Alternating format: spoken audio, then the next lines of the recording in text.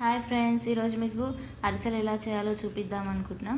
మేము పెట్టే ప్రతి వీడియో ముందుగా మీరు చూడాలనుకుంటే మా ఛానల్ని సబ్స్క్రైబ్ చేసి పక్కనున్న బెల్ సింబల్ని నొక్కండి. మేము పెట్టే ప్రతి వీడియో నోటిఫికేషన్ మీకు ముందుగా వస్తుంది.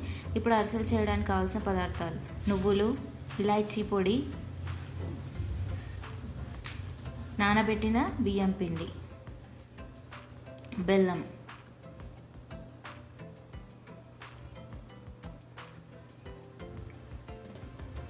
ముందుగా బియ్యాన్ని మనం ఒకరోజు ముందుగానే నానబెట్టుకోవాలి.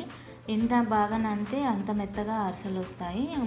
మినిమం 24 గంటల ముందు మనం బియ్యాన్ని నానబెట్టుకోవాలి. నానబెట్టిన బియ్యాన్ని ఇలా ఒక గిన్నెలోకి తీసి వడకట్టుకోవాలి. ఒక క్లాత్ వేసి వడకట్టుకుంటే బియ్యం వేస్ట్ కాకుండా ఈజీగా ఉంటుందన్నమాట. ఇలా వడగట్టుకున్న బియ్యాన్ని మనం కొద్దిసేపు అలాగే ఉండనివ్వాలి. దాంట్లో నుండి వాటర్ అన్ని వెళ్ళిపోయి బియ్యం పొడి పొడిగా కావాలన్నమాట. ఎక్కువ తడిగా ఉండకుండా పొడిగా అయ్యే వరకు ఉంచాలి. ఉంచిన బియ్యాన్ని మనం మిల్లులో పట్టించుకుంటే ఇలా మెత్తగా పిండి వస్తుంది.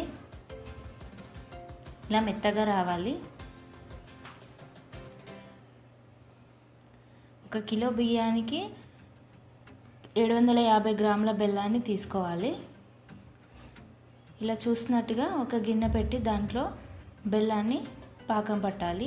కొన్ని వాటర్ పోసుకుంటే బెల్లం పాకం రావడం ఈజీగా ఉంటుంది. ఎక్కువ వాటర్ పోసుకుంటే పాకం రావడం లేట్ అవుతుంది. చూస్తున్నారుగా, ఇలా పాకం కట్టుకోవాలి. ఇలా కొన్ని వాటర్ పోయడం వల్ల తొందరగా పాకానికి వస్తుంది. పాకం ముదురు పాకం వచ్చే వరకు మరగనివ్వాలి. స్పూన్తో కలుపుతూ ఉండాలి, లేదంటే అడుగంటుతూ ఉంటుంది. ఇలా పాకం సరిగ్గా వచ్చిందో లేదో చూడడానికి ఒక గిన్నెలో వాటర్ పోసుకొని దాంట్లో వేసి చూస్తే అది ఉండలా ఉండాలన్నమాట. పాకం సరిగ్గా రాకపోతే పల్చగా వచ్చి అలా కరిగిపోయినట్టుగా వస్తుంది. పాకం మంచిగా వస్తే ఇలా ఉండలానే ఉంటుందన్నమాట. మనకి పాకం మంచిగా వచ్చిందని ఇలా వస్తే తెలిసిపోతుంది.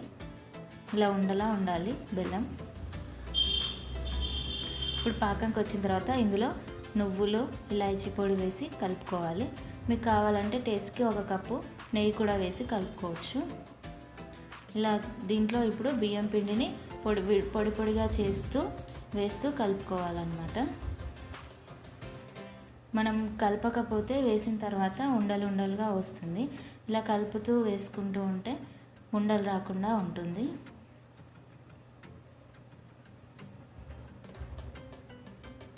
చేతితో ఇలా పొడి పొడిగా వేసుకోవాలి. పొడి పొడిగా వేసుకుంటే తొందరగా కరుగుతుంది. ఇలా గట్టిపడే వరకు సరిగ్గా కలుపుకోవాలి. అంటే పిండి మొత్తం కలిసిపోయి ఉండలుగా ఉండకుండా అయ్యే వరకు కలపాలి. చూస్తున్నారుగా, ఇలా తయారవుతుంది. ఇప్పుడు ఒక కడాయి పెట్టి దాంట్లో తగినంత నూనె పోసుకోవాలి. ఆ లోపు మనం ఇక్కడ ఒక పేపర్ తీసుకొని దానికి ఆయిల్ కానీ నెయ్యి కానీ రాసి ఉంచుకోవాలి. దాంట్లో మనం ఏదైతే పిండి అరిసెలకు రెడీ చేసుకున్నామో దాన్ని ముద్దలుగా తీసుకొని ఒత్తుకోవాలి. మనకు కావాల్సిన సైజులో ఒత్తుకోవాలి.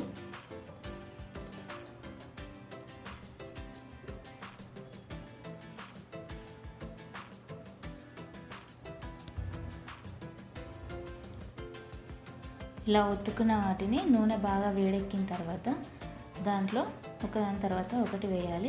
ఒకటి దాంట్లో వేసినాక అది కాలి పైకి లేచినాక ఇంకోటి వేయాలి.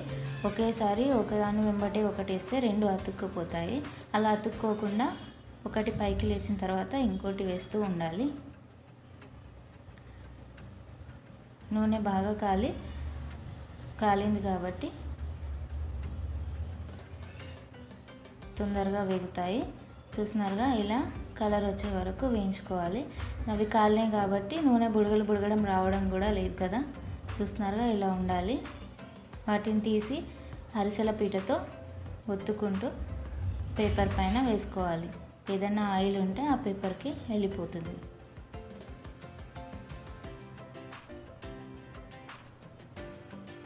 చాలా ఈజీగా తొందరగా అయిపోతుంది ఈ ప్రాసెస్ అంతా. చూస్తున్నారుగా, ఎంత చక్కగా అరిసెలు రెడీ అయిపోయినాయి. తొందరగా అవుతుంది, ఈజీగా కూడా ఉంటుంది. So thank you for watching. Please subscribe our channel and share, like. Thank you.